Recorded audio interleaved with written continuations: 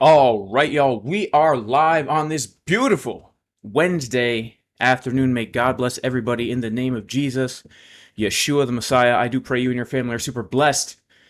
And today, we have a very special guest on the channel. We've got Daniel from Chart Champions joining us today. Daniel, what's going on, bro? Yo, how's it going? Hope everyone's doing well. I see a lot of positivity as well in the comments. I love to see that. And yeah, it's going to be a great stream. So thanks for having me, Jason. Yeah, I'm super excited to have you on, man, because, well, first of all, it's been, I guess, the last time we spoke, I think, was in the spring of 2024, if I'm not mistaken. Been a while. It's been a while, yeah.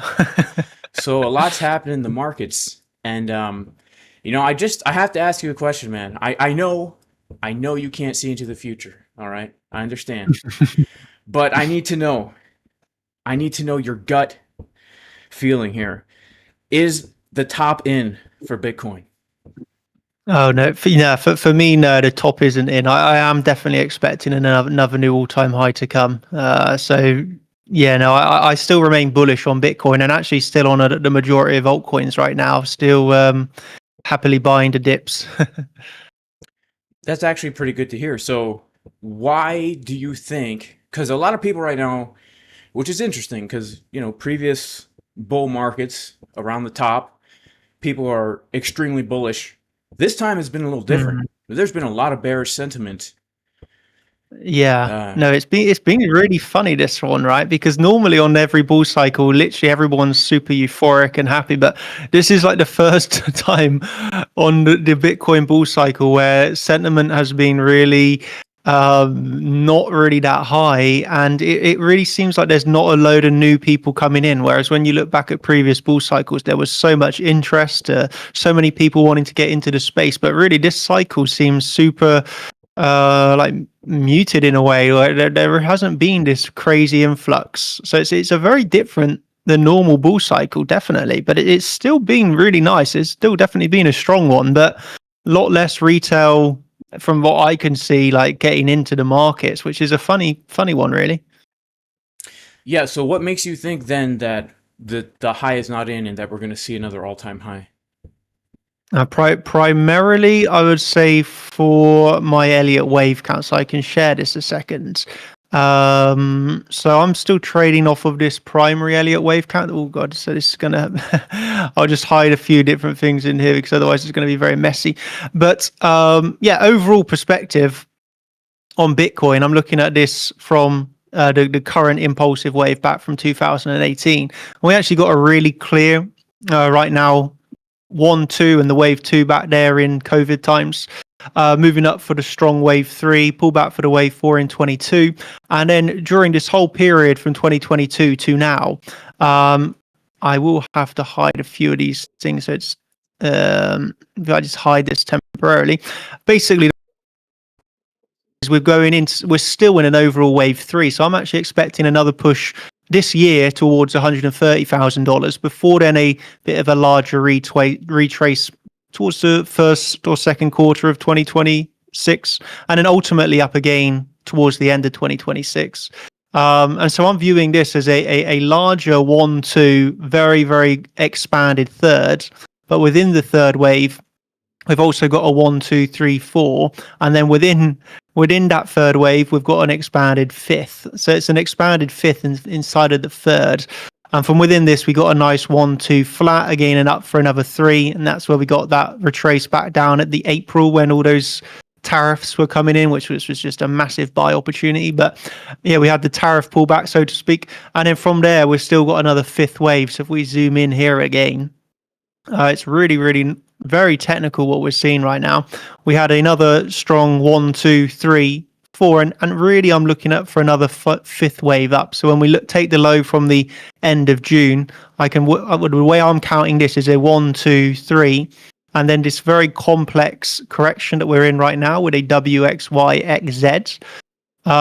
which is all still part of the wave four, and we're moving up for a fifth. So where we are actually right now over the past few days has been a massive, for me, a crucial support zone. Because actually, if we break down below $107,000, this Elliott wave count is invalidated.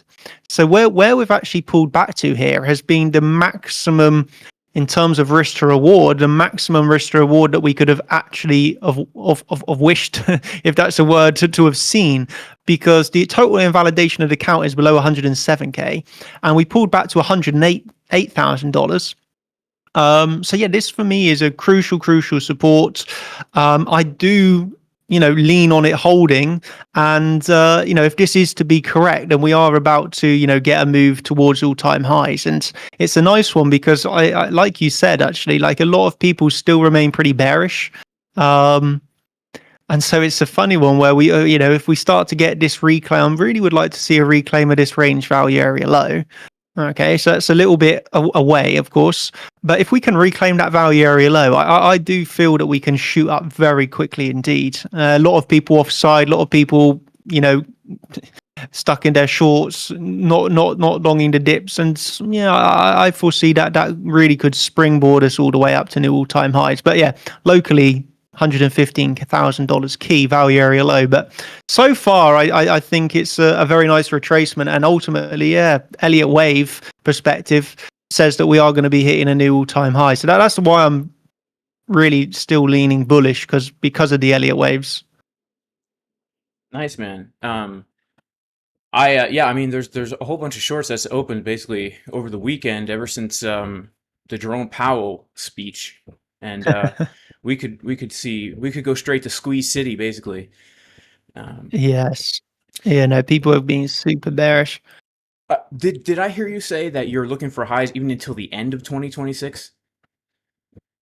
Yeah, so basically on a really high term time frame perspective, when we zoom out all the way, I still believe that right now we're in the wave three, which will give us a new all time high this year, and I'm looking towards 130, maximum really 150, but more towards $130,000 this year. And then I believe in the first 1-2 quarters of 2026 is where we'll pull back, and I think this will pull back below $100,000. And then ultimately we'll go up for our final, and this would be like the final impulse before a massive bear market. That final move to the upside to around 180, 200,000.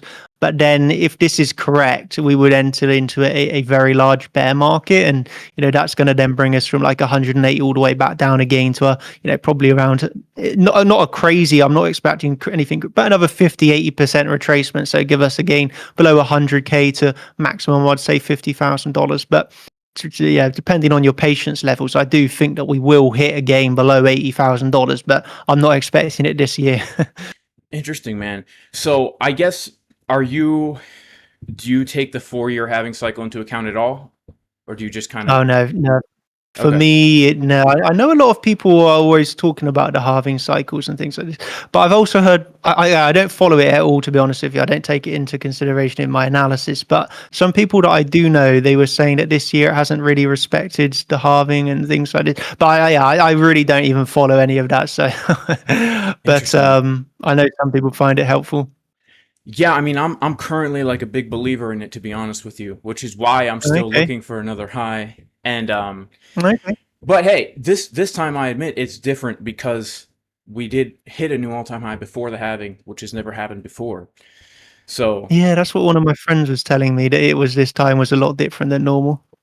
It was a little different. I mean, usually we reject from the golden pocket, from the bull market top to the bear market bottom, and we pretty much make a double bottom before a big pump. This time we got a little rejection from the golden pocket, but it was like only 20%. Usually it's like 50-60%, and then we just pump right up. So if it's different this time, I'll have to change my view. But look, I'm not as good as an analyst as you, because honestly, like all the stuff you're talking about is just way over my head, man. I keep it nice and Teletubbies over here. I was speaking to another guy the other week, and he keeps his analysis super simple.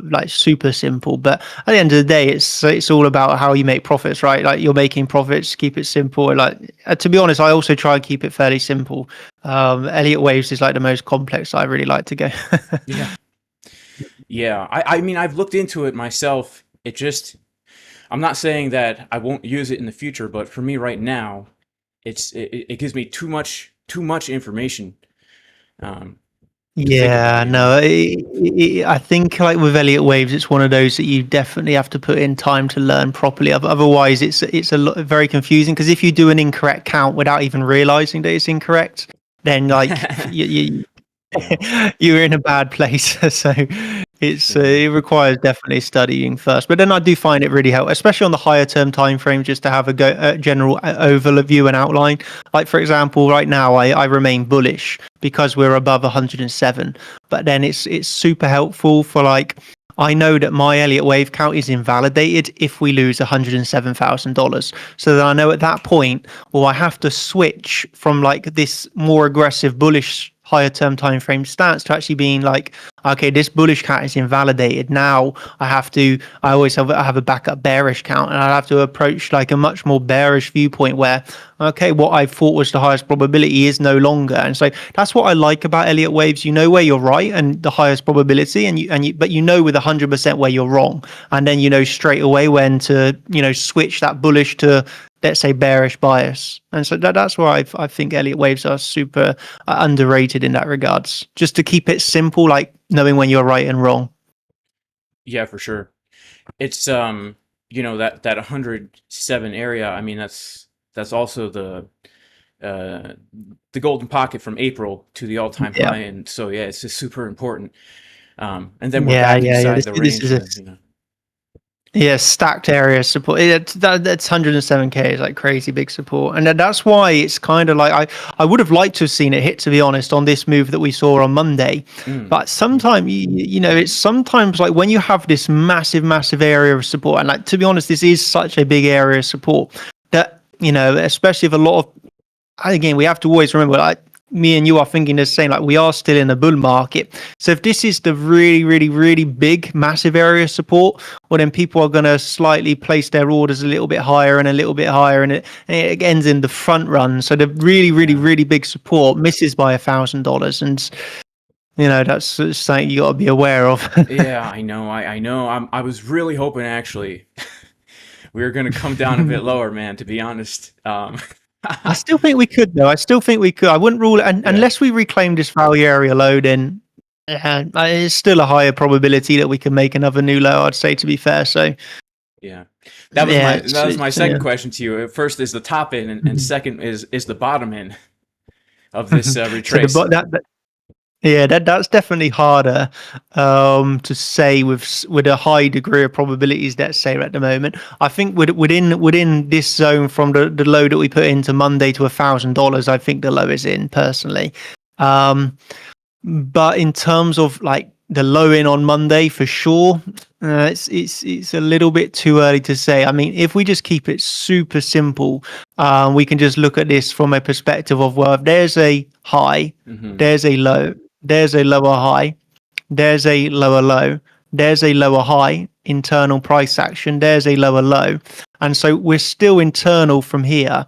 So to start to say, oh yeah, the low is in before we've even got this lower highs taken out and got like an actual start to change market structure, and I think it's a little bit too early to say with like a high degree of confidence and probabilities that, oh yeah, this is the low.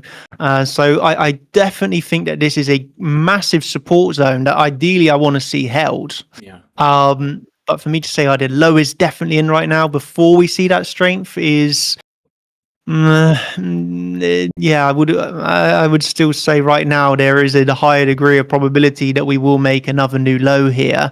But yeah, if we start to get the market structure reclaim and that value area low, which is 115k, then that's when I would say, yeah, the low is in. So it's close, but you have to remain a little bit cautious here today. Yeah, yeah. I was excited on Friday when we got that pump, and then I was a little excited again on Sunday because I thought, oh, we gave it all back, and now we're gonna go for it again. But no, just kidding. So But we Yeah, are no, we that are was a bit. holding. I have a volume profile pulled from November 11th to our present day, and we are tapping into that previous range value area high.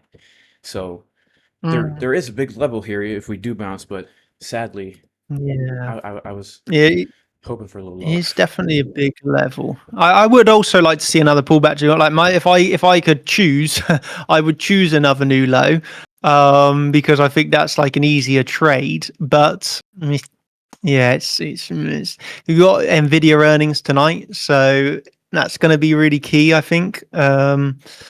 I think Nvidia is going to beat earnings, so that should, well, likely, right, end in another move to the upside on Nvidia. And we know the correlation between Nvidia and thus the stock market and Bitcoin is large. So I think, yeah, let's see how the earnings go. I do not think they're priced in either. So for me, I am expecting good earnings and a rise on Nvidia, which should bring us to new all-time highs, and so I do think that's going to aid bringing Bitcoin up.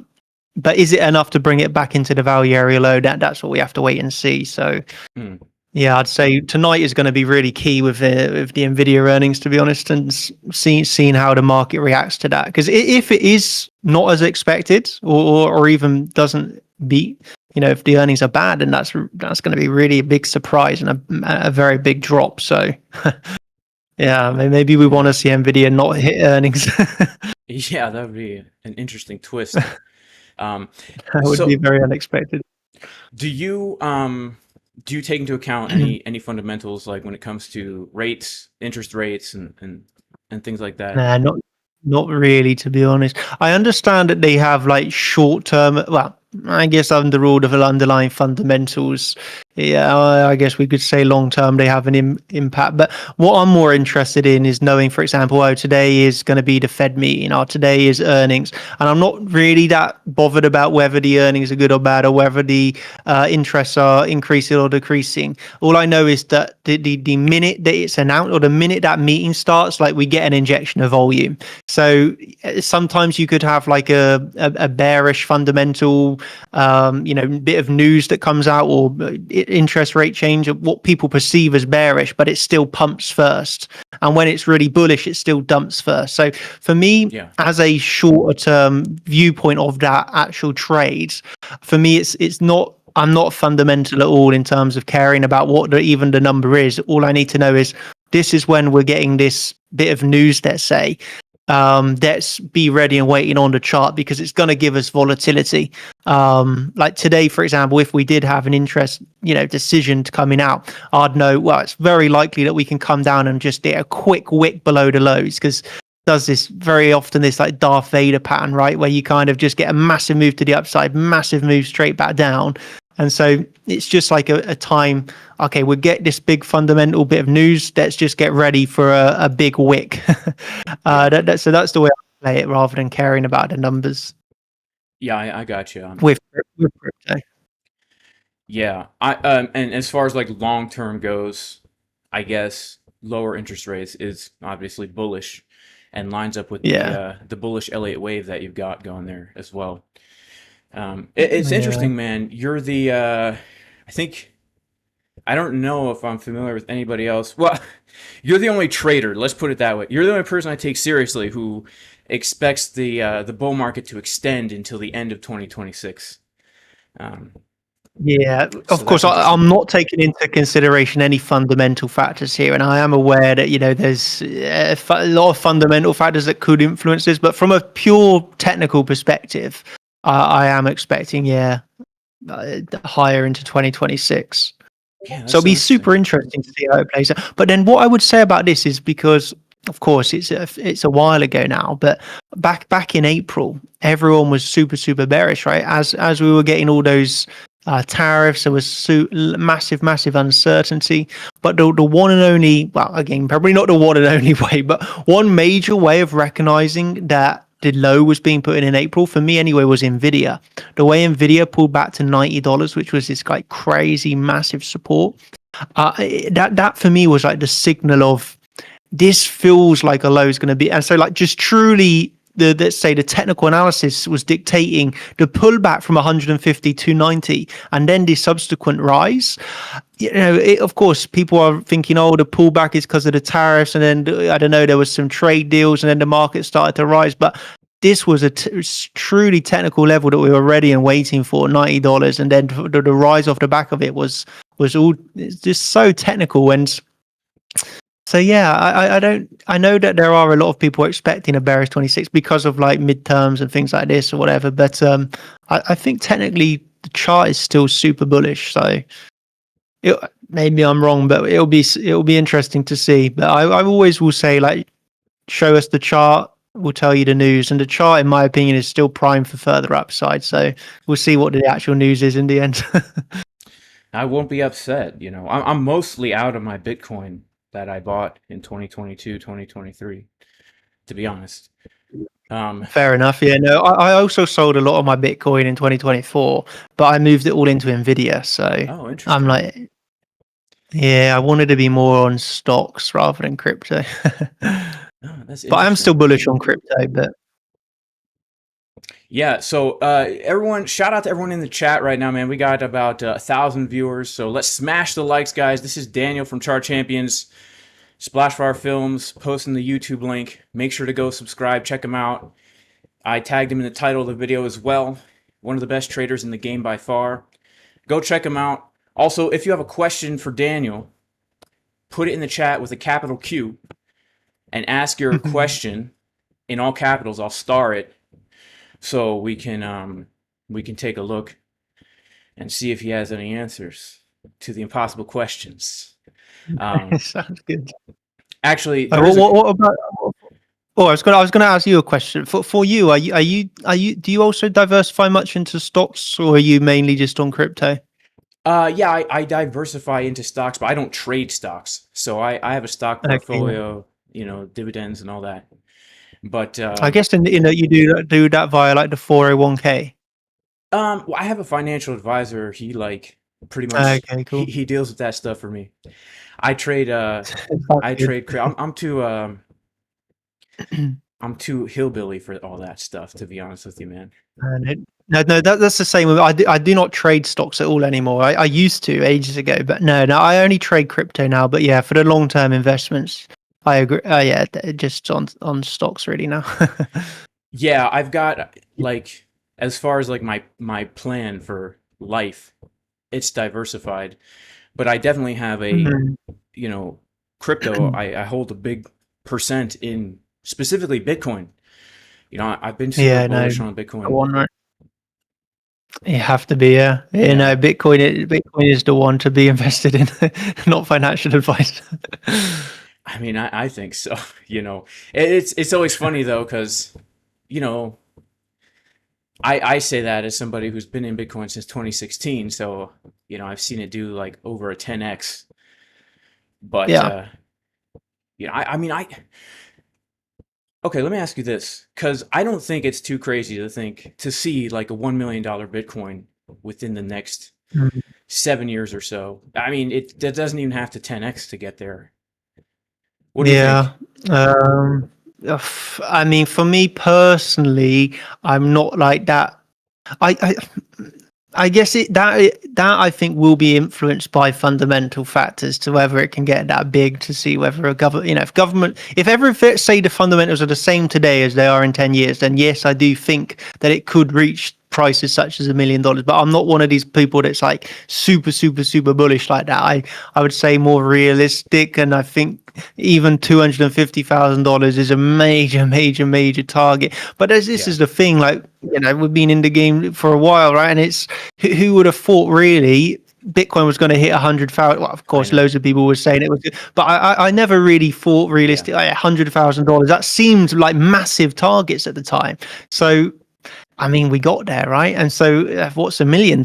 It's not that hard. It requires though just a lot more, sustained interest in the actual asset. Which, again, if it goes as it is now and nothing massively changes, then I really don't see why not. Especially in like a digital age where people are more, let's say, probably going to be interested in buying Bitcoin than gold. Yeah. And if that's the angle that people push, as a store of value, then it could maybe take gold's market cap. Then yeah, we can hit $1 million. Yeah, But that would be interesting. But I would be I'll be honest. I'm not really expecting it to hit 1 million. What about you? Do you think it will hit 1 million? I mean, it would not surprise me because Bitcoin has exceeded my wildest expectations. I mean, Yeah, same to you. so it wouldn't surprise me. It seems so far off, but honestly, 100K was a meme for so long. And now people are scared that we're at 112K. So It's funny. yeah. So it just wouldn't surprise me, especially as I think toward the future, the way things are going. Like, obviously, blockchain technology is going to be the future of finance. Whether it's Bitcoin or something else is yet to be seen. But I think when I hear governments, like when I hear like what the Federal Reserve says about making the switch, how they're talking about just building on top of the existing blockchain infrastructures, and how you have organizations like the World Economic Forum who are, supporting assets like Chainlink, which are going to basically link together all the different blockchains. Where basically we'll live in a future where people will be using Bitcoin, but they might not even know. Like, Bitcoin is like almost like HTTP. Like, everyone uses HTTP, but no one really even knows they're using it. When you browse the internet. So I could see it, like you said, as long as the fundamentals stay strong and there's adoption, and if the new systems are built upon the existing blockchain infrastructure, then I don't see why it couldn't. Yeah, I know. I would agree with that. And to get agree with that. To wax a little conspiratorial, sometimes I wonder if, Bitcoin was just created in order to pique people's interest into getting them into that brain space where it's normal to use blockchain and digital currency instead of traditional. And if that's the case, I could see that. Yeah. No, I think I do definitely would say you're on the right thought process. I would agree. So it definitely has an interesting future. I do think it can go big, and I think for me anyway, like the biggest use case of Bitcoin is simply not wanting to use banks. And so I think loads of people view that, and so like Bitcoin just has a very, very, very, very good use case, and I don't think that's ever going to change. Like it's it's not possible. So like Bitcoin will always be here. It will always have a good use case, and so naturally you would expect that to continue to grow as more people realize that. So yeah, it should grow in market cap continuously, right? Yeah, I mean, I'm putting a lot of eggs in that basket, man, to be honest. But at the same time, if it doesn't work out, then it is what it is. Yeah. Do you mind taking some questions from people in the chat? Oh yeah, absolutely. Yeah, no, absolutely. All right, got to give a major shout out to Dr. Anand for the super chat. He says financial advisor butt cheek pattern. Thanks so much for the super chat, man. Yeah, I do like to trade the butt cheek patterns on the chart. It's my favorite way. So Getchy wants to know if you have any chickens. Have any chickens? Yeah. Do you have any chickens? No, unfortunately, I'm not a farm. No, maybe one day, but no, I'm not too interested in a farm at the moment. But oh no, you never know. Yeah, man. If you ever want any farm tips, man, I'm your guy. I do know that you got that. Yeah, no, I think maybe I don't know, maybe in like 10 years sort of thing. But right now, yeah, we wouldn't even know where to start with that, to be honest. Yeah. So you mentioned this a little bit, but Austin Wake Eye wants to know if you sold all your spot Bitcoin already and are just short-term trading for now. If you're comfortable. No, so I sold the majority of it back in end of 2024. But I have bought some back. So I don't have as much as I used to have because I wanted to basically just buy more Nvidia, my plan, and I wanted to just have less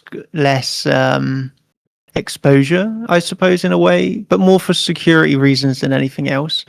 And so it's a lot more secure in my viewpoint to hold Nvidia than it is to hold Bitcoin. So yeah, no, I still have a bit of spot, but not as much as I used to. Let's just say that. Gotcha. Okay, so Prime Rib or Rib Prime wants to know, when can we see a triple stream with me, you, and Carl from the Moon? Well, I don't know how friendly he is with you, but I don't think he'll do a stream with me. Look, me and him have a movie coming out, allegedly. There's a rumor on the internet.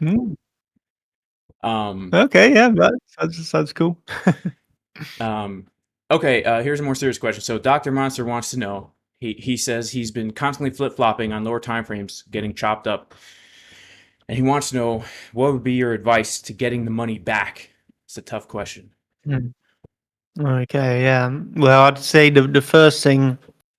Well, I have no idea where this guy is or how long he's been trading, but the first thing, yeah, you definitely want it. But before really you start trading money and like losing all your money, you definitely want to have a very good level of education first, right? So you want to actually have a very good thoughts of the market, how the market's moving, how the market's working. Then I'd also just recommend start demo trading, to be honest. And once you're good at demo trading, then put in money. So I'd say, if you're flip-flopping biases, then that's probably something psychological rather than I suppose it could be a bit of both, but like revenge trading sort of thing. But my ultimate tip, I suppose, would just be, take a step back at first, kind of like level your head, and then put some time into actually learning properly, like dedicate yourself to learn to trade for half a year, and then start to get back into the trading, because I think that's the most common thing that I see all the time, that people always say like, oh, they lost all their money trying to trade. And it's like, well, yeah, you shouldn't be, really, I think you shouldn't be trading with high amounts of money before you do know how to trade. So like, you're not trying to trade, but you're trading with money because you know how to trade.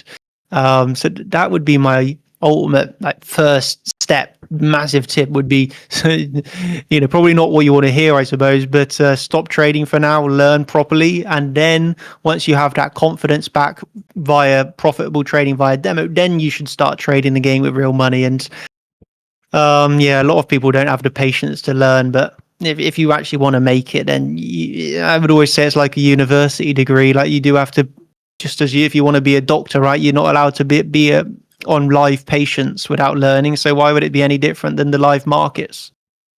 Yeah. Unless you want to gamble away, and then feel free. Otherwise, you keep losing. So yeah, that's what I would say. It's a good question, though. Yeah, it's definitely tough because you do have the ability to operate on live patients before you're, to continue with that analogy. I mean, when it comes to trading, you have the ability to just go out there and buy and sell stuff without knowing. And yeah, I did that for sure in the beginning, and then I had to decide I'm either going to learn how to do this for real, or I'm not going to be able to do this. So exactly, yeah. And it's really sad, some of the stories that I hear, especially like loads of people. A lot of people get into trading, they make money at first just by complete luck. And then nearly everybody loses it all because they don't actually know what they're doing. So, yeah, to be sustainable, and like that's what we're all after, right? Sustainability, long-term consistability, and so like doing that long-term, the only way it's possible is by learning the game, like learning actually to trade. Like, you could get lucky here and there, you can make some money, but you're always going to lose all unless you have proper risk management, right? yeah, that leads into another question here. But I always do make the analogy, the market's like a drug dealer. They're going to give you that first win for free. The next thing you know, you're stealing from your mom's purse to 100x along the top. Yeah, no, it can get pretty sad. But so Daniel wants to know, how do you determine how much to risk? It's going to be based on your setup. But he says, I have $100,000. What position size should I use, and what should my stop loss be? Okay, yeah. Super So no, important. yeah. Again, everybody can have a different thought on this, but my general way of looking at risk is every position size, I cannot answer just like, oh, I have 100,000, every position size should be X amount, because every position size, the way I formulate it, is different depending on the stop loss. So let's say, first of all, you need to work out how much percentage of your portfolio you want to risk. So for most people, that would be between 1% and 5%. 5% is a good trade. So let's just say you want to risk 1% portfolio. And again, this is if you have 100,000 or you have $100, right? You just risk 1%. So if you lose 10 trades in a row, it's not the end of the world. And so you risk 1% per trade. Then you need to work out the stop loss. And again, every trade should have a different stop loss. Not every trade is 5% stop loss or 1% stop loss. Right? Every trade, the way I work it out, has a different invalidation because every trade is unique. And so you take your percentage risk, and then you take your account value and you have your percentage risk, you divide that by the stop loss, and that will give you, I can write it out as a formula for people later, but really simple. It's a very simple formula. And then that will tell you, the formula will tell you this is how much, well, it will just give you a number, and that's how much you enter as your position size. And then you know, for example, $100,000 account, you do the formula, it tells you to enter $70,000 position size. You already know before the trade's over whether it wins. You know, if it loses, okay, I'm only risking 1%. And so this is the way to do it, because you know always how much you're risking, like the dollar risk, how much dollar you are prepared to risk on every trade. If you only want to risk, 1%, you have to know how much to position size, and that's probably the biggest mistake. Actually, what is again one of the biggest mistakes, I suppose, because I think a lot of people, they have $100,000, let's say, in their account. Every position size is $100,000 or more, and they leverage it. So, and they just have no idea, and that's how you can blow up your account so quickly, because you're using all of your capital in every trade. And even professional traders, where we're doing this every single day, and like we've got good win rates, we understand there are times of downtrends. There are times where we're losing 1, 2, 3, 4, 5 trades in a row. It's just part of the game. You can't win every one. And so, if we didn't have that 1% rule, and we lost 5 trades in a row, and we're trading our whole account size or leverage, well, rather than just losing overall 5%, you're down 50%, let's say, or you've been liquidated because you just have had no idea. So the position sizing is super key. And yeah, I'll send a formula in a message, because it's very simple, but it'll be easier to have it written down for them. Yeah, for sure. And I have a video on my YouTube channel about risk management in the course playlist. So, because that for me was the biggest issue, actually, when it came to my trading, was the risk management. That was my my light switch moment of, wow, I could still kind of suck at this and not like totally ruin everything, Yeah, man. Yeah, there's traders with like 30% win rate, which is a pretty bad win rate, but they're still profitable because of their risk management. So yeah, it's super key. Yeah, absolutely, man. Absolutely, 100%. In fact, I'm pretty sure, yeah, in July, my win rate was 30%, but my total count was up over 80%, just because of the risk management. So it's I mean, I know everyone's different, but for me, that was like the light switch, like, aha, like, I get it now. Yeah, no, that for sure, I would agree. So shout out to Alex O Crypto, shout out to Andy from Bitcoin Census, shout out to John Ploney. Preparing for War has a question. He says, could you apply Elliott Wave to smaller time frames, like a 30-minute? Oh yeah, no, definitely. So back in the day, back in the day, I used to trade Elliott Waves on the 1-minute charts. So I'm not that let's say aggressive anymore in terms of lower term time frame trading, but yeah, you absolutely can. I've done it successfully down to 1-minute charts. You obviously are taking way many more trades, but yeah. So for example, like the question of a 30-minute chart, that's ideal. 30-minute chart is a very nice time frame for Elliott Waves. So yeah, you can use it from the one, because the way that you have to view it is what we're viewing on the monthly chart is a fractal of what's happening on the daily, and that's a fractal of what's happening on the 4-hour. That's a fractal of the 30-minute. That's a fractal of the 1-minute. Like the market, if we're viewing it as moving in trends, okay, or corrections, what happens on the 1 month chart is the same as what's happening on the 1 minute chart. It's just when you're on the 1 minute chart, you have to be very, very switched on. Let's just say that. But yeah, no, I used to do it, but I haven't traded like that in a while now because it's just very time consuming, and I'm a lot more busy now. But no, yeah, definitely, it's definitely possible, and I'm very fun, to be honest. Like when you are actually fully into it. Yeah, I believe that. John Ploney, he wants to know, what are your long-term feelings on ETH? Hmm. Ultimately, I actually still remain bullish on Ethereum as well. This is one that I've also been trading off of Elliott Waves. So I am also long on Ethereum right now, and this one is a lot of very, like, let's just say, a lot easier, simple count. Where we because of the fact we've been downtrending for like 4 years. Like, this is an ETH against Bitcoin. For nearly 4 years, we've been downtrending. And so this is the first time in let's be literally 4 years that we're actually seeing a proper impulse again. So it's super easy to count this, and we can just start off by looking at a very simple impulsive move, correction, and now we're in another impulsive move to the upside. So we're clearly in a strong wave 3. And so, yeah, I really am very bullish on Ethereum right now. Nice. So yeah, my opinion is, this will break $5,000. Oh, nice. What I would just start by saying though is I wouldn't want to long, let's say, Ethereum just randomly, like now, let's say. Like, of course, you want to be sensible and wait for pullbacks. But for me anyway, like, pullbacks are still buying opportunities, expecting above 5,000, and ETH BTC has still a lot of room to rise.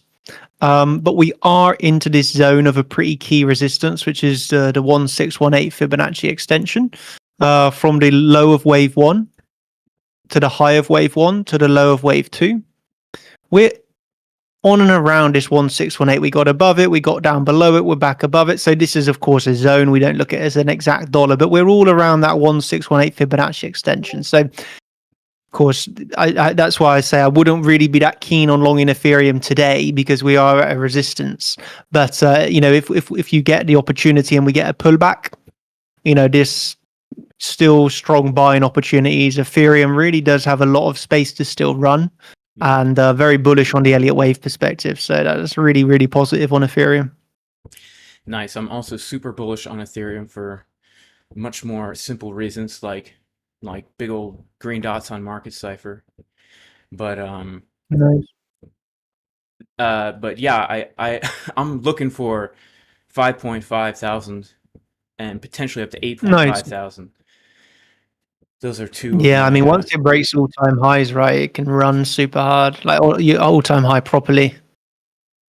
Yeah, I think it has like massive potential. Like when I look at like the monthly, the 2 month time frame, like they're super bottomed out, and there's never been a time in crypto history where Bitcoin's been above the previous cycle all-time high, and you have a lot of altcoins right now are printing like bullish divergences on like the monthly time frames. Like, this is either, like, in my opinion, like the most obvious opportunity, or it's a huge anomaly and it's gonna, but I'm heavily invested myself in spot ETH, and I've even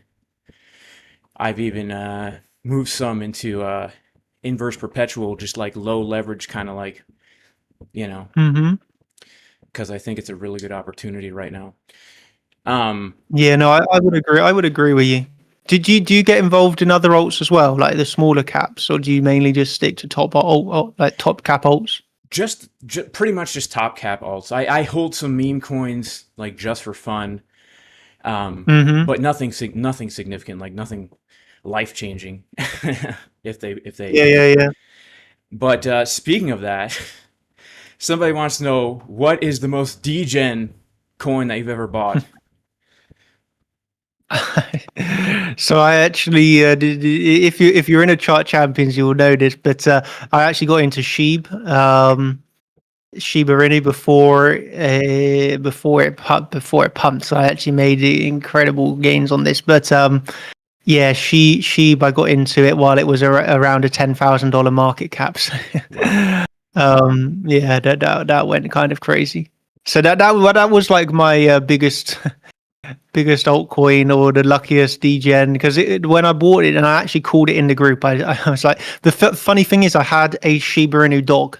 So like my dog is the breed Shiba Oh Inu, wow. and so that's why I was just around, and this was not on normal exchanges, right? This was only on your decentralized like exchanges. But yeah, I had this friend, and he's a really big degen. He's always been into like finding. I never ever do. I can't be. I don't kind of, again, waste time. Let's say trying to find all these random coins. But he was like showing me some, and there was one of this Shiba Inu coin, and it was just it was like, oh yeah, that's what my dog's called.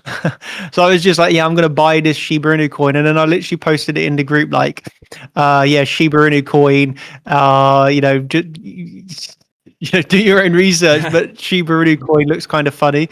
That literally was in January 2021, so it was literally around a $10,000 market cap, and so we made some pretty epic gains. What one guy in the group actually turned around $10,000 to over $400 million from that call, which was like crazy. That's nuts. But that was, and then he disappeared off the face of the earth, like no one's ever heard of it. It was kind of like that kind of like crazy story. But nah, Shiba Inu was totally lucky, and just because I had a dog. But that's the most like degen, let's say, because it was totally non-existent. Like no one had ever heard of it, and then it obviously went to totally viral. Yeah, So that was nice. that's awesome, man. I don't think I've ever. I did have some Trump coin before it pumped, but nothing too crazy No, in there.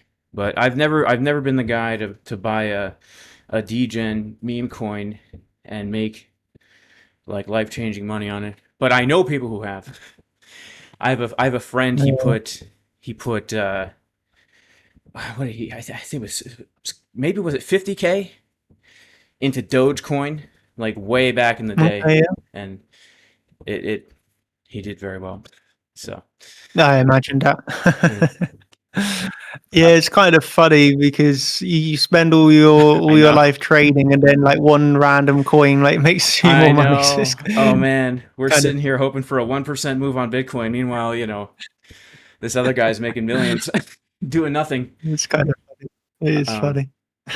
so someone wants to know, do you have any thoughts on AVAX? Yeah, AVAX. this is selfish because I am into AVAX myself and super bullish. So I'm asking for my own sake here. Okay, this is a coin I haven't traded in a long time. It looks a lot, let's say, less bullish than the. I mean, it's in a little bit of, it's in strong consolidation, right? So it's not really doing much.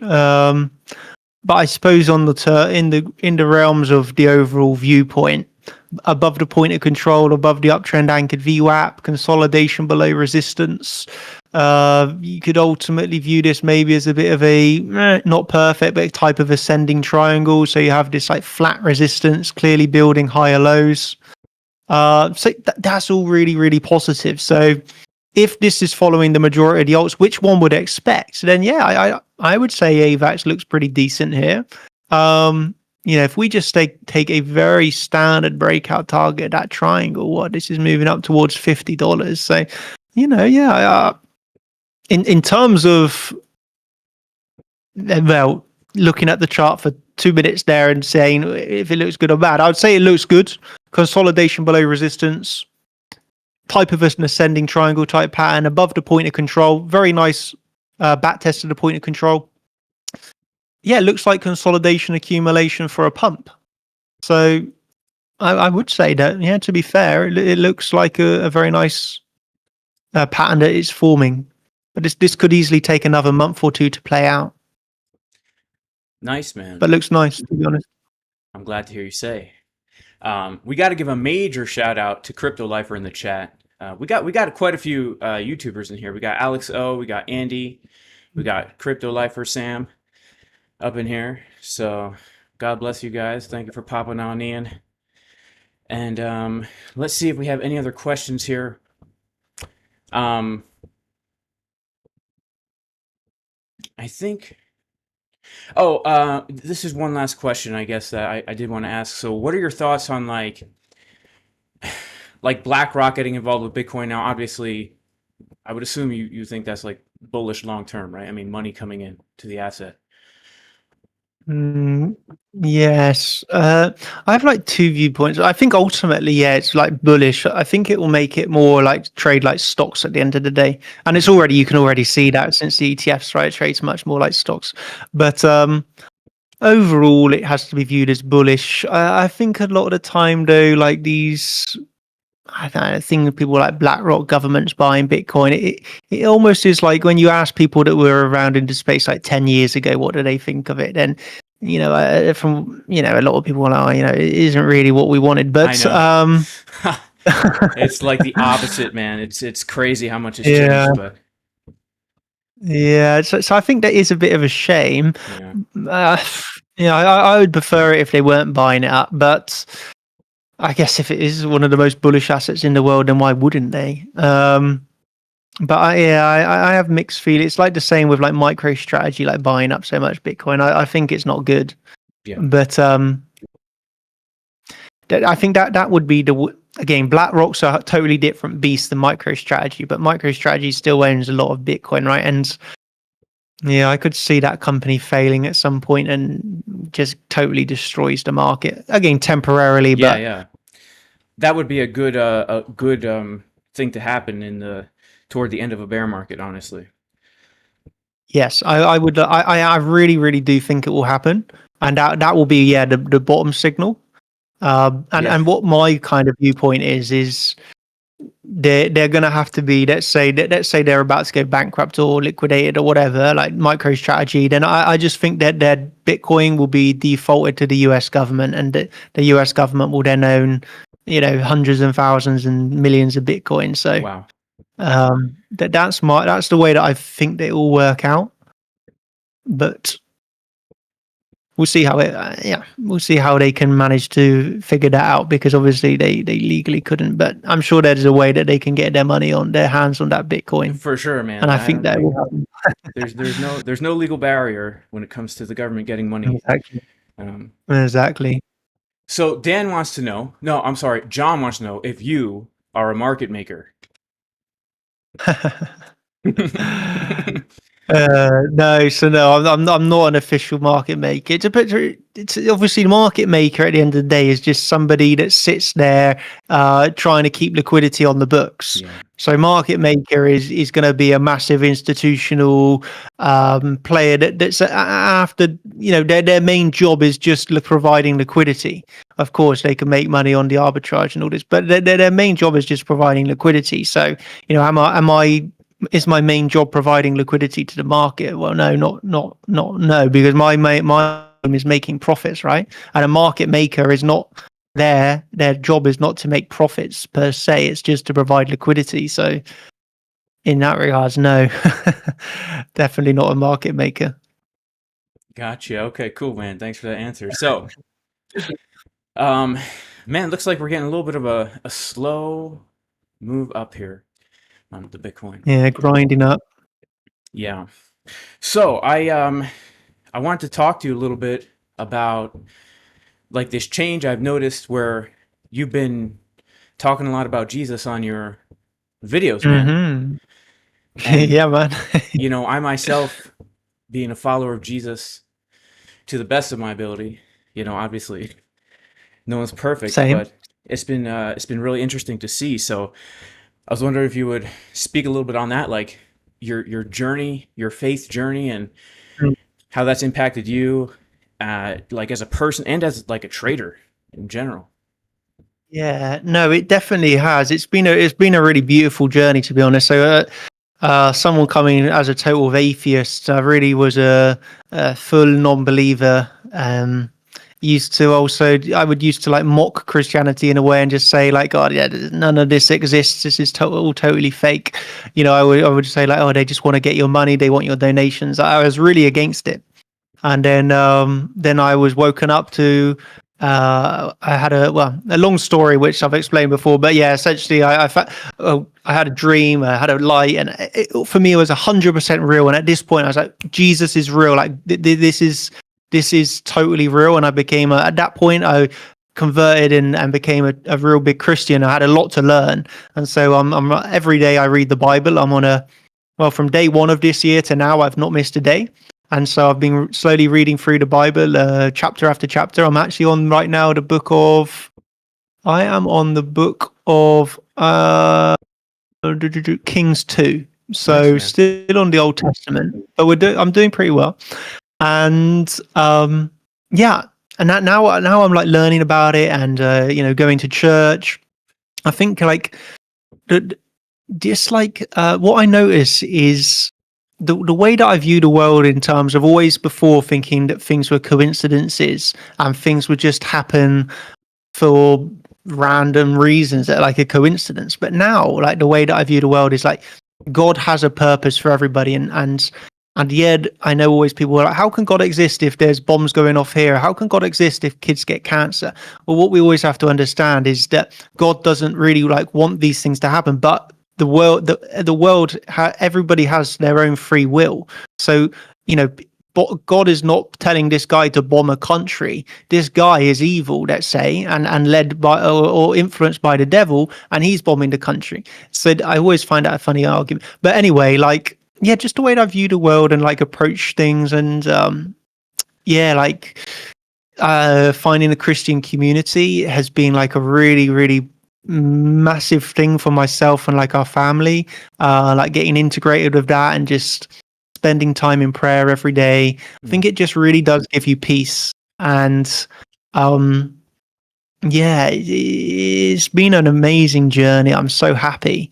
And that's the thing, like for people that are searching or people that are wondering, oh, I don't believe in Jesus because of this reason, or there's no such thing as a God. So you really have to like that was me. Like I speak from a person that really had that mindset, and I got lucky in a way because I had this dream, and so I was very lucky because otherwise I'm not sure. Well, maybe in time I would have believed, but I got lucky, I think.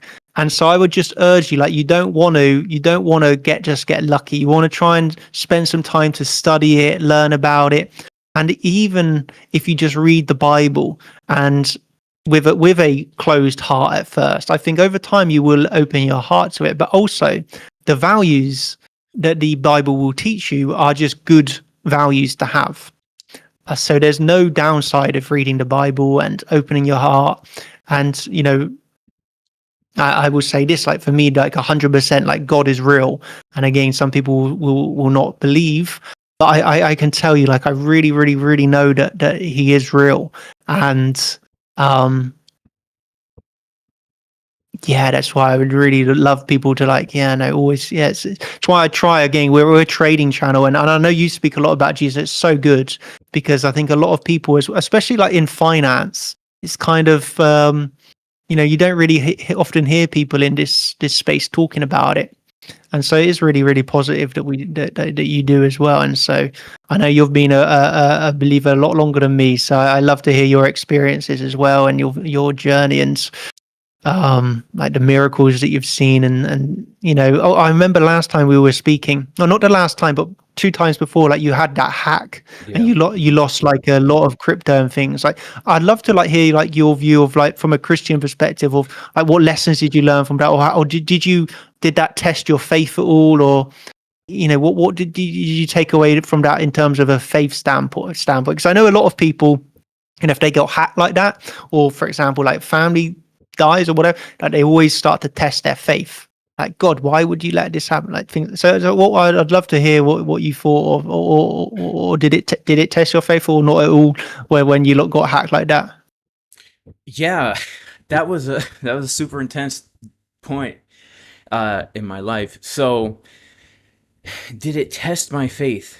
Obviously, yeah, because it's easy to say I have faith, Mm. and to intellectually even convince yourself that you have faith in God, but really the way we show our faith is by what we do in circumstances where we have to put our faith in God, right? Like, I could say all day, I have faith that this chair is going to support my weight, but if I'm too scared to sit in that chair, I'm proving that I actually don't have that faith. So, I say that because I had been saving up money in order to make a purchase, which was going to basically be an investment that was going to give me passive income for, Hmm.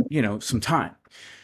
And what had happened was, I'm just going to be as honest as possible. So there was the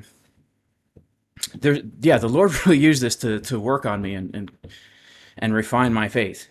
There was Hmm. a situation that had come up where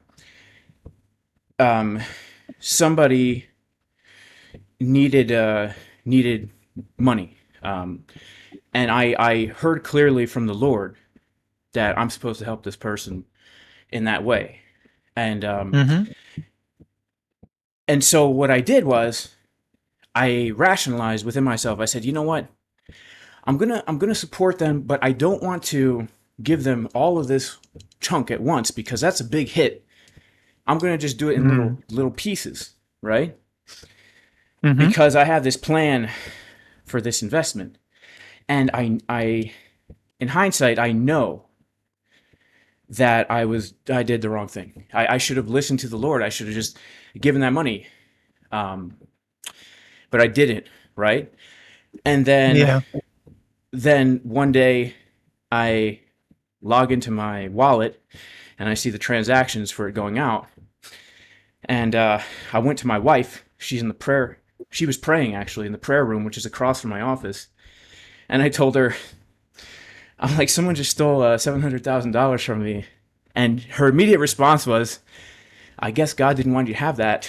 And I'm like, Hmm. it hit me like a ton of bricks Mm. because, yeah, you're right. So I could have obeyed and I wouldn't have had that money, but I decided not to obey and I ended up still in the same spot, right? Yeah. Yeah. Yeah. And then, the it was a roller coaster of emotion. I remember that day like it was yesterday. It was actually, it was a biblical holiday on that day. It was the first day of the biblical year, so I Yep. remember it. And I was speaking to my friend, a pastor friend, like a confidant of mine, and he told me, he said, "Look, you need to forgive that person, and you need to bless that person who stole that money from you, because that's the heart of God, right? The Creator of all things. Although he himself was God, he became a man, right? He entered into his own creation as a man and humbled himself in that way to the point of the most humiliating death possible. And Yeah. what was his response was, Father, forgive them. They don't know what they're doing.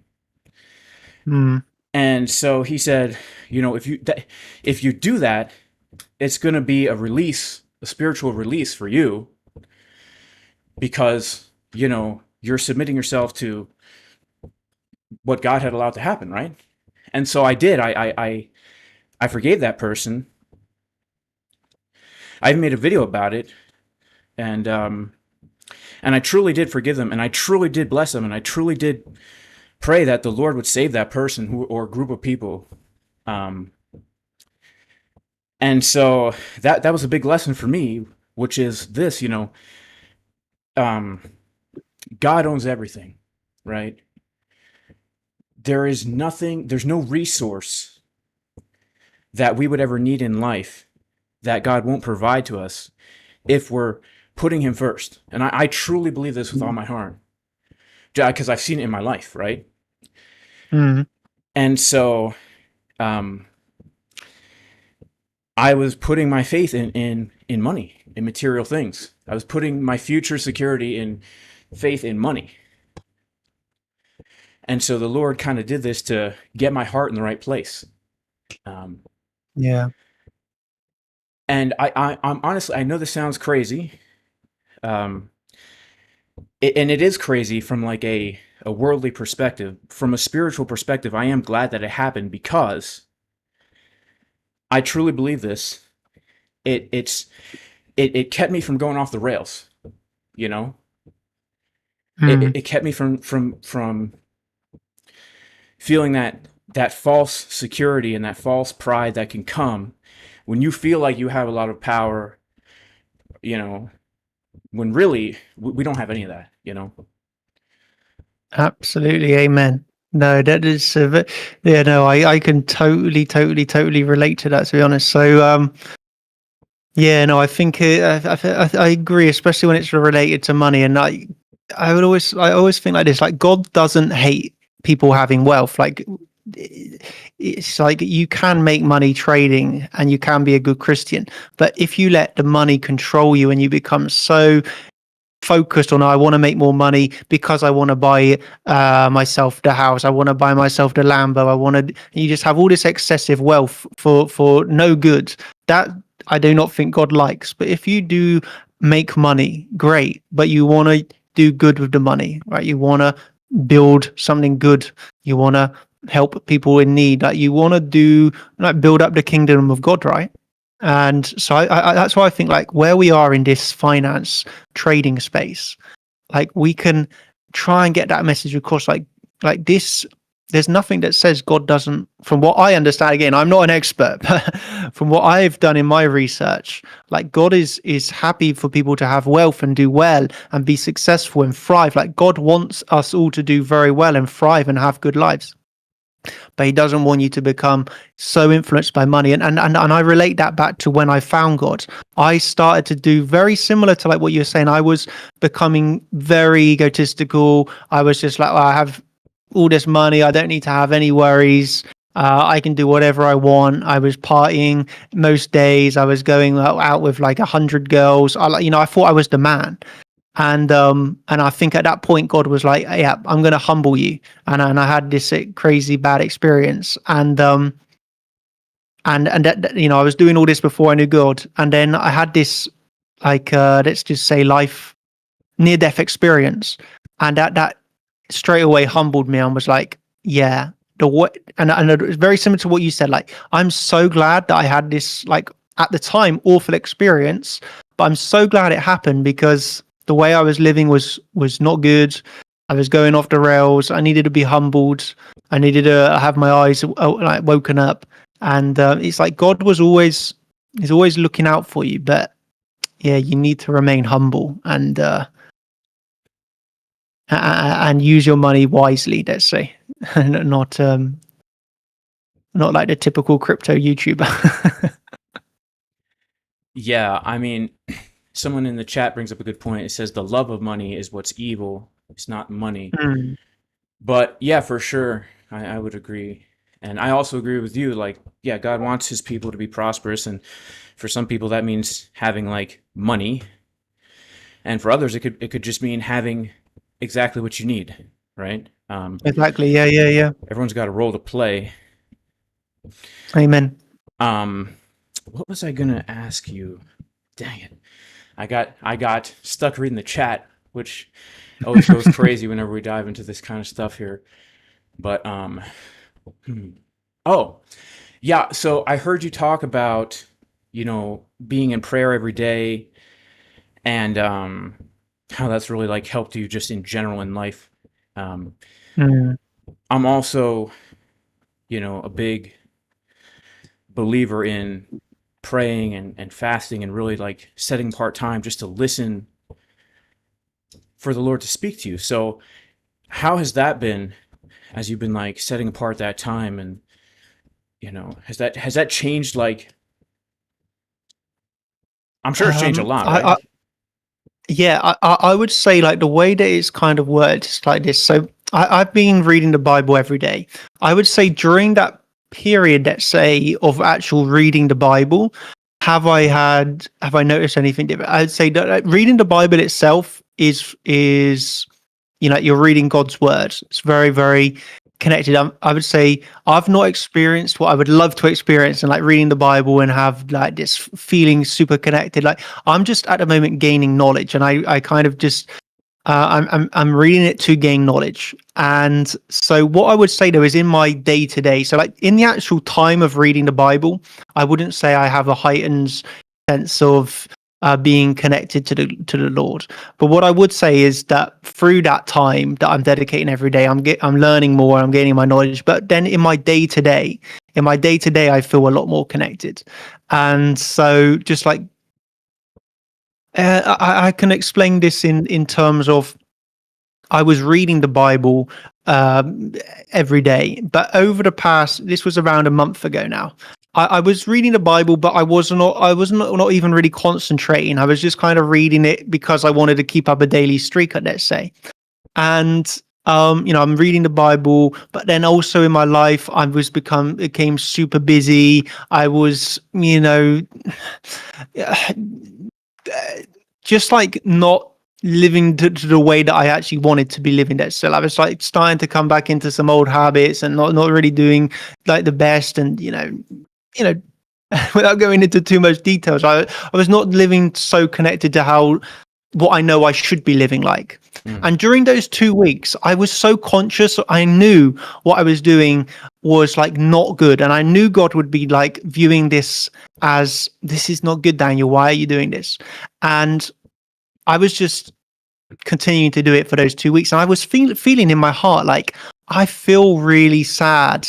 I feel like I know that I shouldn't be doing this, but I keep on doing it. And I don't know. I was just so busy. I that was my excuse. I'm just so busy, but I knew it was a really bad. And then I sat down one day, and this was where I felt a really big connection. I just sat down and I just entered this prayer, and I just really meant it, because sometimes I will say I'm sorry for doing this and not really mean it, but I really meant it. I sat down and said, Lord, I'm like so sorry.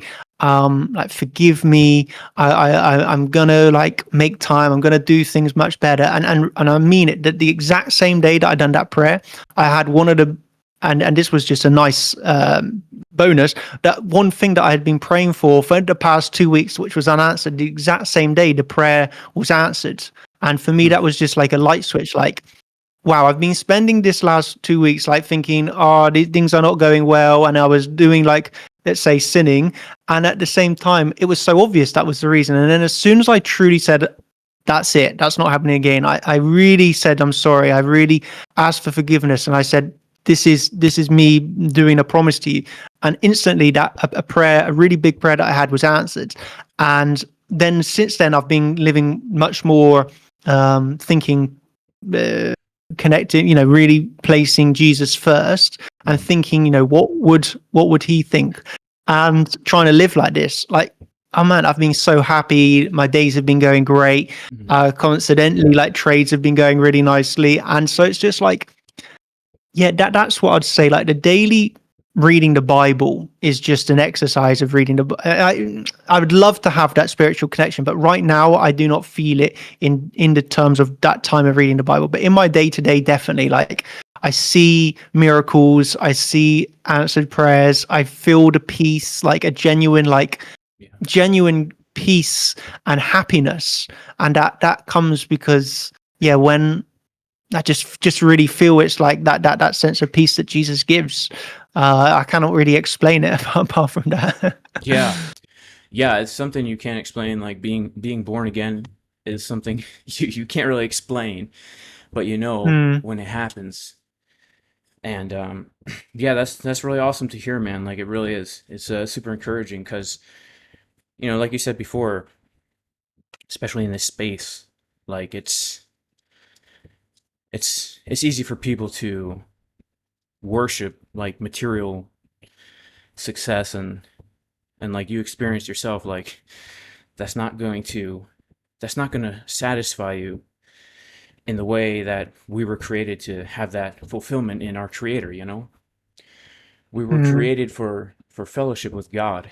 God created man, and he put them in a garden to be with them, and in Revelation, at the end of the Bible, it says the dwelling place of God is now with humanity, and there's no more separation.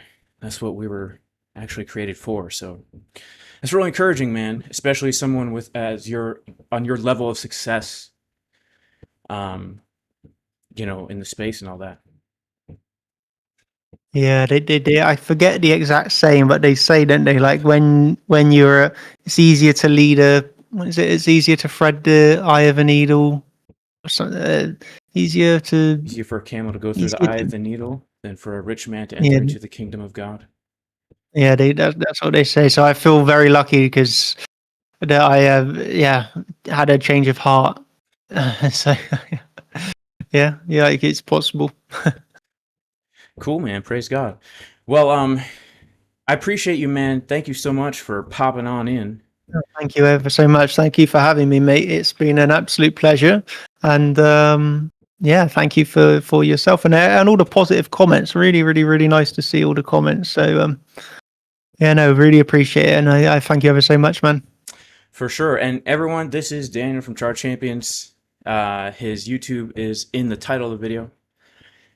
Where can people find you, man, on social media and join your group and all this stuff?